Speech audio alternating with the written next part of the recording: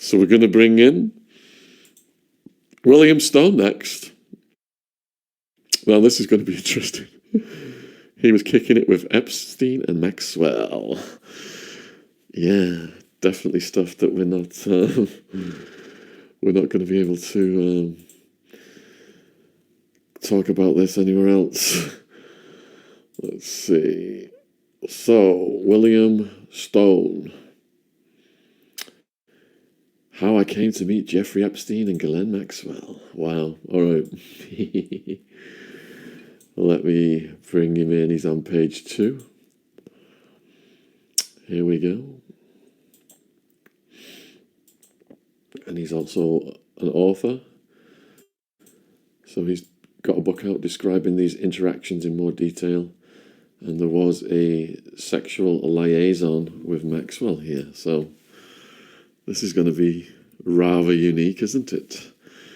We've not heard, I mean, we've interviewed everybody on the Maxwell Epstein case, but we've never heard anything quite like this before. Hello, my friend William. How's it going? What's going on, Sean? God bless you, man. Thank you for having me. Huge thanks for coming on. Congratulations on the book. Before we get into this, because I've watched your other stuff and it is mind-blowing what you experienced personally. Do you just want to tell the viewers a little bit about your background, please? Well, my background is I grew up in Brooklyn, New York, middle-class family, and my mother was mentally ill. I grew up defending her from the bullies and all that, and was in real estate. I became a locksmith and alarm technician for a while, and I started messing around with a little cocaine, and as you know, you quickly get your life derailed. I ended up trafficking kilos, guns from Florida to New York, and I met a lot of interesting characters along the way. I was incarcerated, unfortunately, for some of these crimes. And while I was incarcerated, I became a law clerk. I became an advocate for the offenders with the administration. And I became an author. I started taking university courses. And I realized that I want to go back to the old Bill and somebody who wants to help people and defend people from bullies and stuff like that. So now I have a TV show.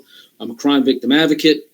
And I'm trying to build up my YouTube channel. And I'm writing books. I have a couple of books out. One slated for a possible drama series.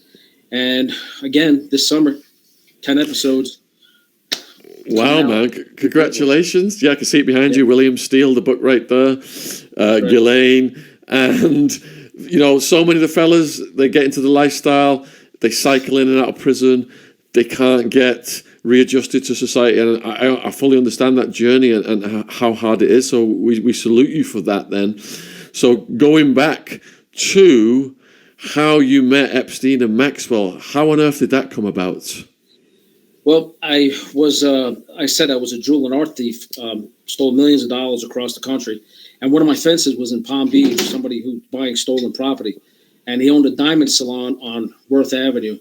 And I went in there to sell him some things. I was actually wanted at the time, jewelry, gun on me, and wanted. Who I now know to be Jeffrey Epstein was standing at another counter right across being waited on, and he had his hand down the pants of a young lady. She looked like a Taxi Driver era Jodie Foster. Holy shit. Yes, so that's how I met him, and I confronted him there. What did you say to him?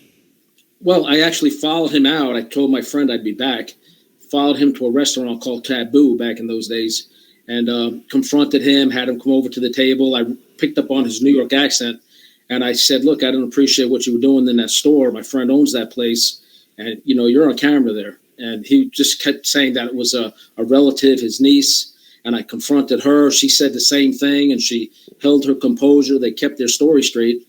I was wanted at the time. I had a gun on me. My guns back then always had a silencer on for effect. I wasn't hurting anybody.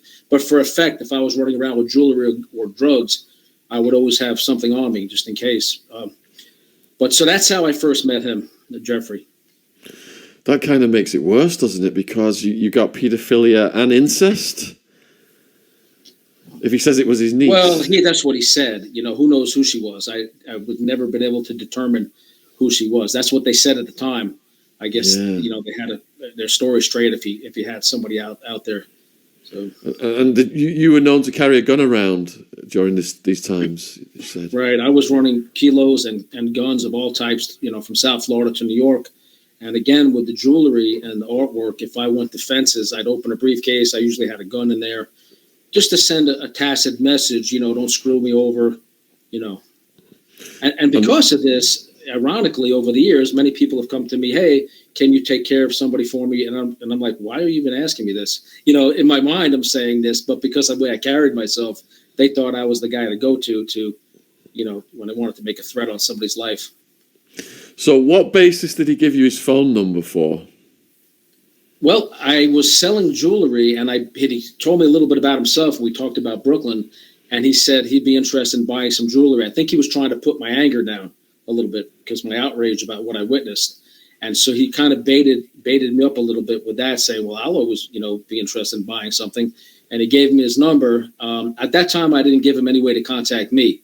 And as I looked him up and I saw him a few times. I actually brought him cocaine a few times, an ounce here or there. He eventually introduced me to GHISLAINE in the Palm Beach house at the Palm Beach mansion. And that's how I met her. Yeah, because we've gone over a lot of the police reports from South Florida, and they describe, the method of operation. There was even a school out there. I think they were sending flowers to the girls in the school. Right. I can't remember the name of it off the top of my head, but it was like a pyramid scheme, wasn't it? Whereby they got the girls in, and if they would, under the pretext of doing a massage, and then it would escalate into like a sexual assault. If the girls wouldn't participate, they hired the girls as procurers. So there's this like pyramid scheme going throughout the school. All the girls knew that they could make money from this rich man if they gave him a massage. That's how they tricked them. So what did you see anything like that going on in there? Did you see high school age girls coming and going? I saw a lot of traffic, looked like young, what he said were models and masseuses and household staff or whatever. Sometimes some topless women out by the pool. Never saw that activity up close and personal. There was a time later when I was kind of forced, when they had somebody standing at the door not letting me leave, where he displayed some videos and he was bragging how he had Prince Andrew, that Prince Andrew was his Super Bowl trophy. And when he showed me that video and the things I've saw literally with Prince Andrew, I wanted to get out of there, but I was with GHISLAINE at the time in bed. And he was refusing to let me go and showed me some other videos. There was family members of Prince Andrew, who I don't know if it's appropriate for me to name them, but I know who they are now. And some other very famous people, some politicians. A lot of this is still ongoing and under investigation. So, we don't know if Andrew, how well he's protected as far as criminal charges at this point, if that'll ever happen. But I'm confident that some of the other people that I and other people have seen and are aware of and who are on video will be held accountable. So I'm totally with you on this, William, but I'm just going to have to say, for legal reasons, because we have been in trouble going down this road before, that right. Prince Andrew has not been convicted of any sex offences, and that everything that we are hearing is just an allegation.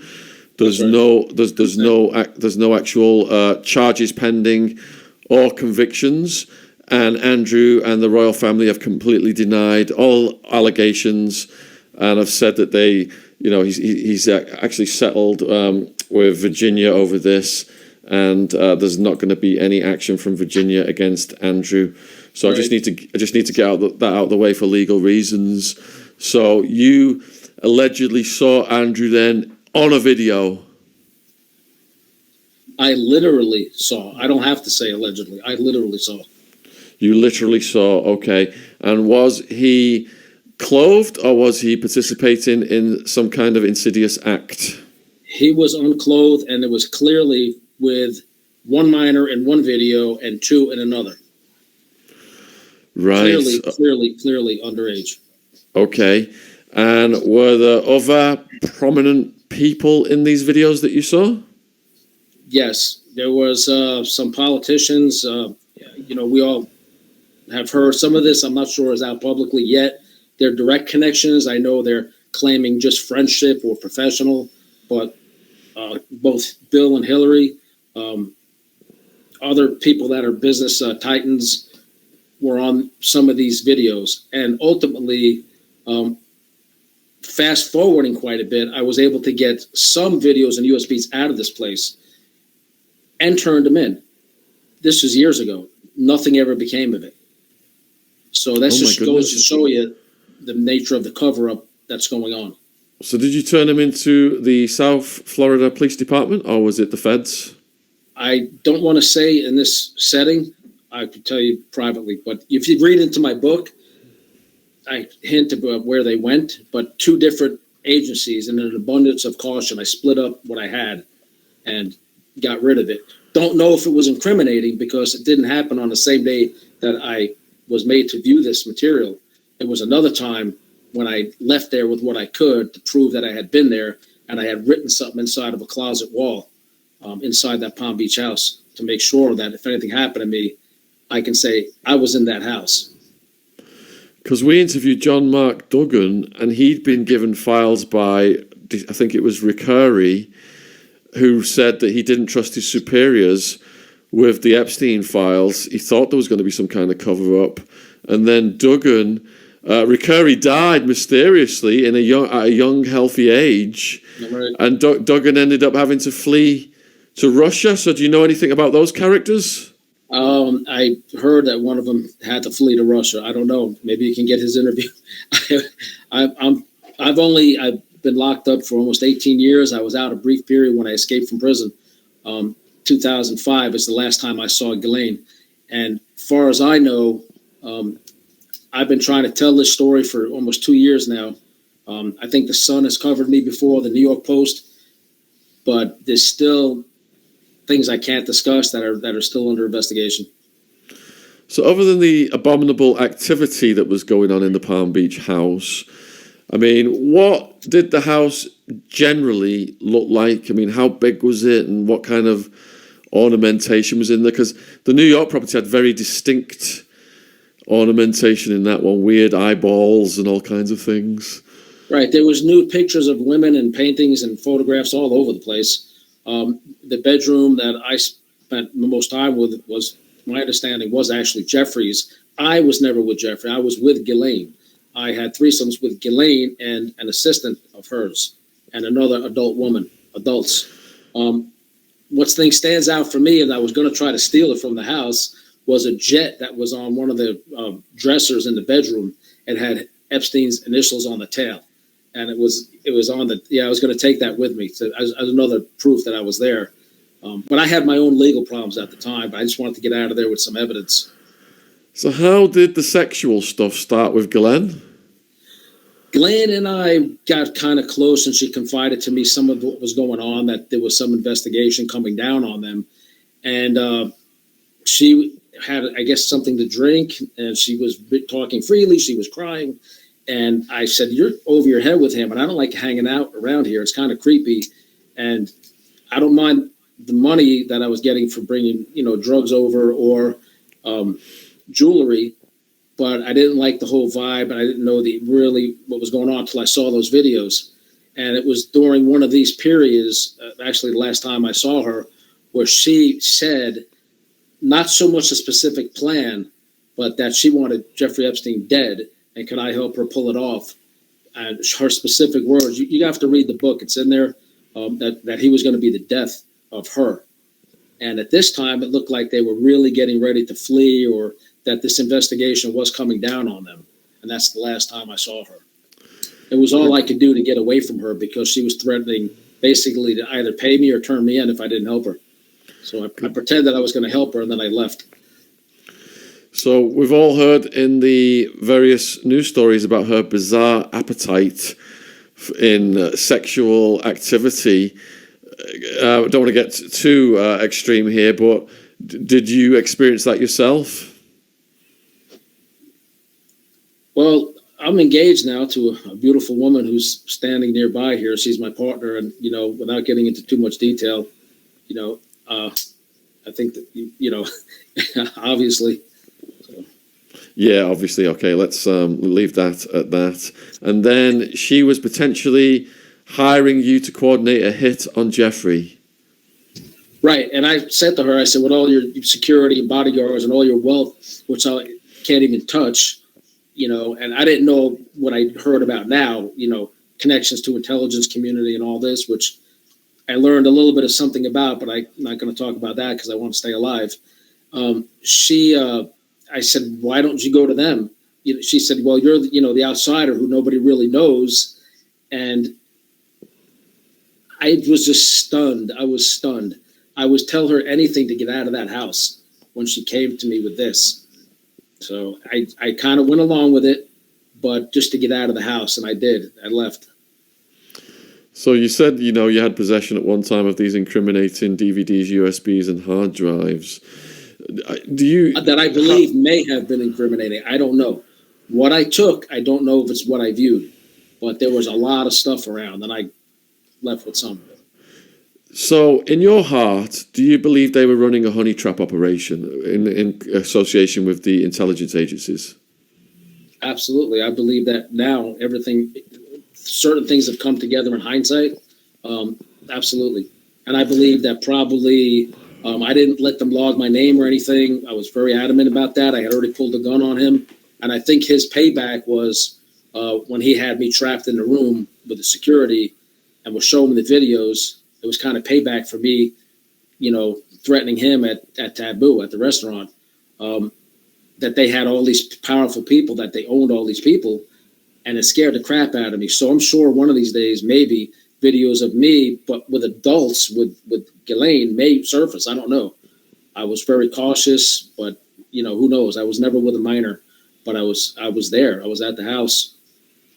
So do you think writing this book, GHISLAINE, by William Steele, which is available, I imagine, worldwide on Amazon, do you think you have put yourself at risk from the intelligence agencies? I believe probably more from certain politicians who historically, allegedly, have a history of having their enemies and people that come against them killed. I don't know. I know one thing. The more spotlight and flooding of me and attention that I can get, whether or not I sell books, is really irrelevant. I'm a victim advocate now, and I want to stand up for these victims and say, look, I was essentially held briefly as a hostage in that house, drugged, restrained, and threatened with being turned in if I didn't help her do something, which she was willing to pay me for if I agreed to do it.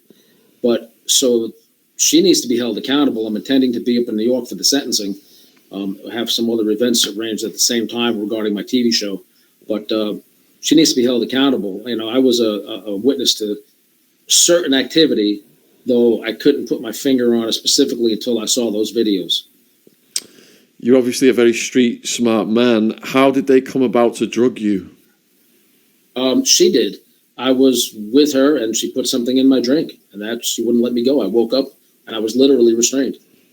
Wow. She made it into a joke, a sexual joke.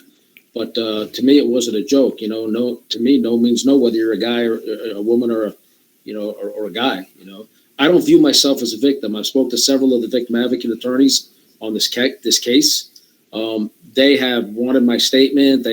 I'm willing to help any one of them or any of the female victims, but I was there willingly with her as an adult. And I don't view myself as a victim, even though I was restrained, because I was the idiot that put myself in that situation.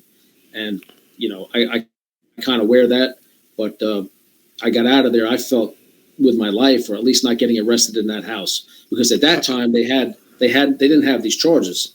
And I was a pretty known burglar kind of guy. I was doing a lot of illegal things, and I wouldn't have come out well if they called the cops on me for being in that house for any other reason. How did you get out of that situation? How did you get out of the situation of being restrained? She eventually untied me because I agreed to help her, and I stuck around and stalled around for a few hours and took a shower and got out of there. And what help was she trying to get out of you? She was specifically looking for my help, or running it by me to kill Jeffrey Epstein, because she said Jeffrey was going to be the death of her. There's other things she explained to me, like with her father, like when she was crying, about how they had, sex, whatever, with her dad, and he taught her, to please a man at all costs, do whatever it is for the man you love, and so I don't know how in the world she sunk, how these people become what they became, but that's a little bit of the backstory right out of her mouth. Yeah, we've looked into the entire Maxwell family, and there was definitely something bizarre going on between the two of them. For him to select her as the chosen one, name the yacht after her, and I think some people who were close to the family talked about some twisted punishments that the dad gave her when she was a kid that kind of had a sexual BDSM component to them. So well, I didn't hear about that. I know that, she specifically explained that, she was good at what she was doing because her father taught her from a young age. So. Yeah. So I've had to stay quiet. I've had to stay publicly quiet about this for a long time.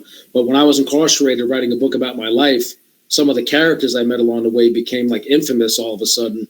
And they were just going to be footnotes in my book. I was in touch with media in the beginning saying, hey, when Epstein, I said, I knew him. Oh, that's not newsworthy. I said, you don't understand what I know, what I saw, and where these things are that I literally removed. And so now it kind of exploded because I decided I'm only released from prison a year now. And I was on escape status at the time I last saw her. So I decided just to tell it all as quick as possible and get it out there as fast as possible before they could shut anything down. And what's motivating you to go to the sentencing hearing?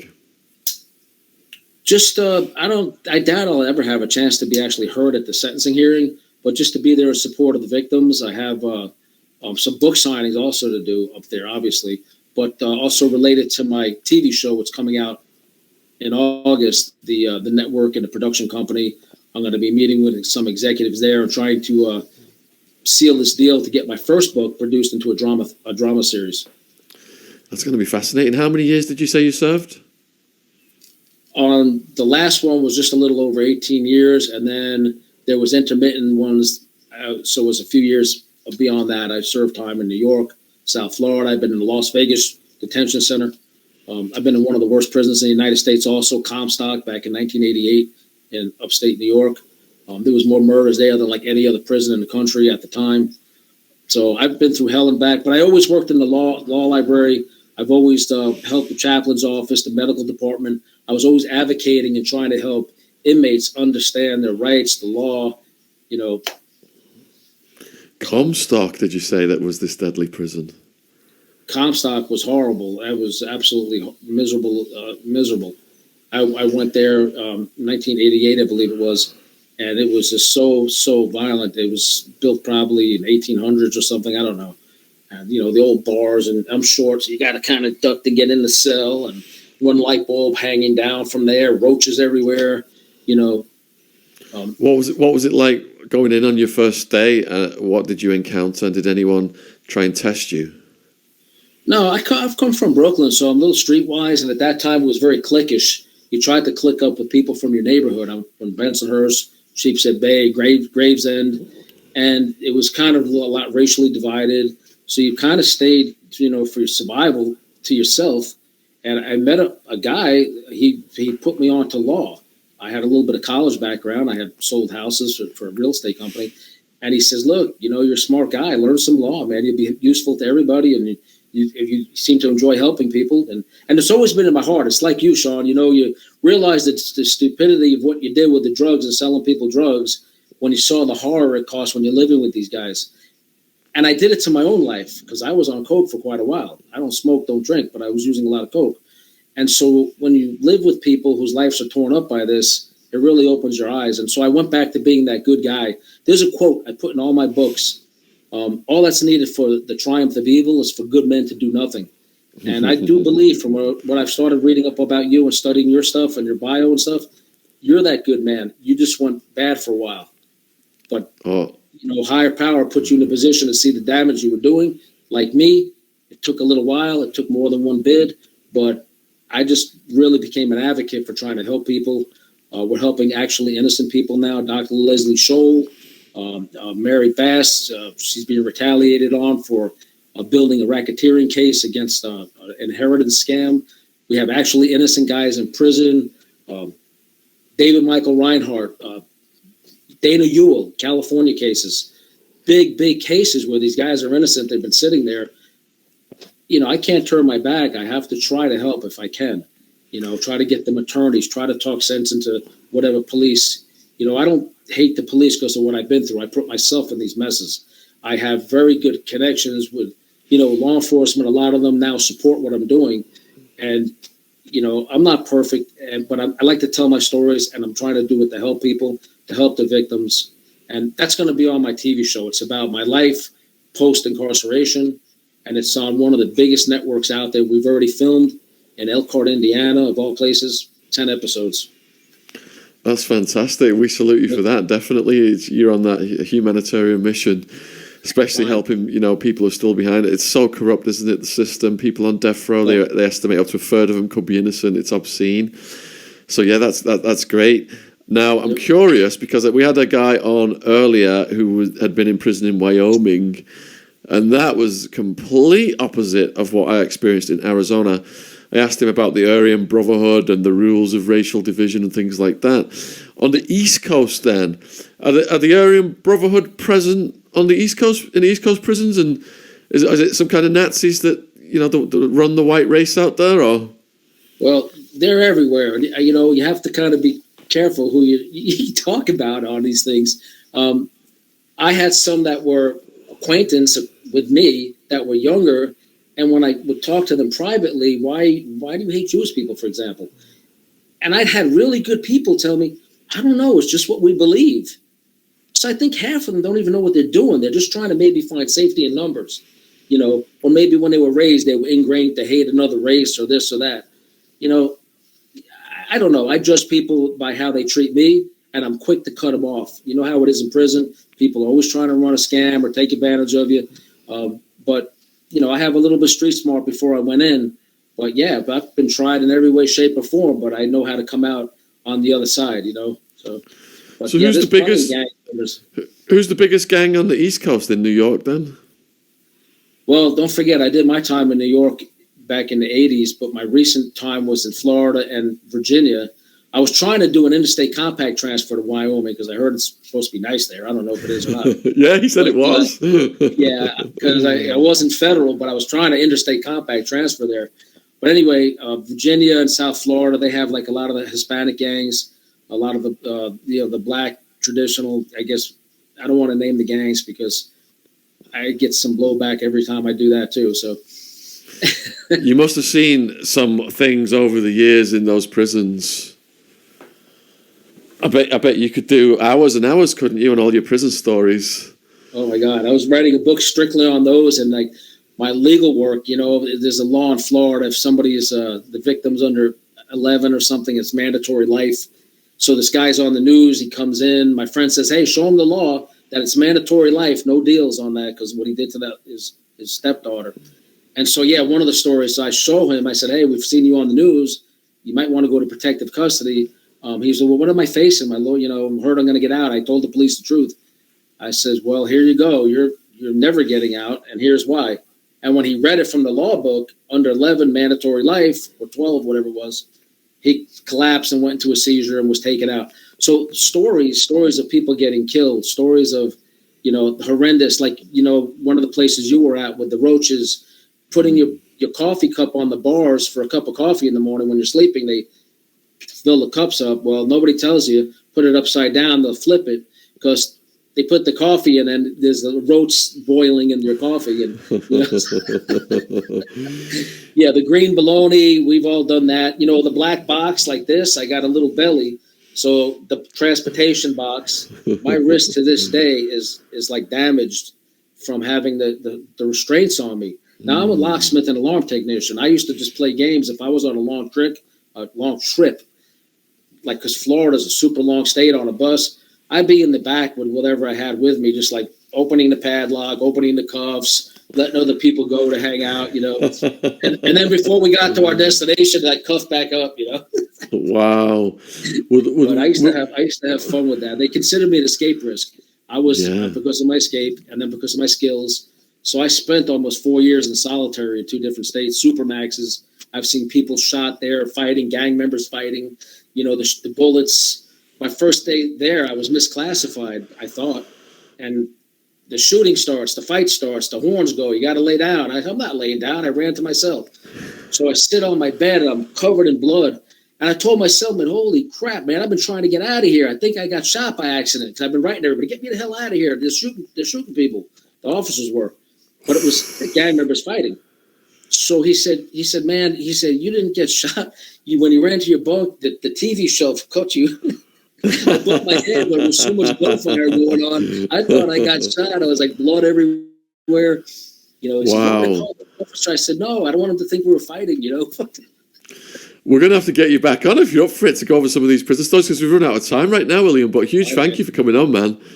Right. Really appreciate what you're doing. And this is absolutely mind-blowing. And all the best with your book. It's called GHISLAINE and it's by William Steele. It's available worldwide on Amazon.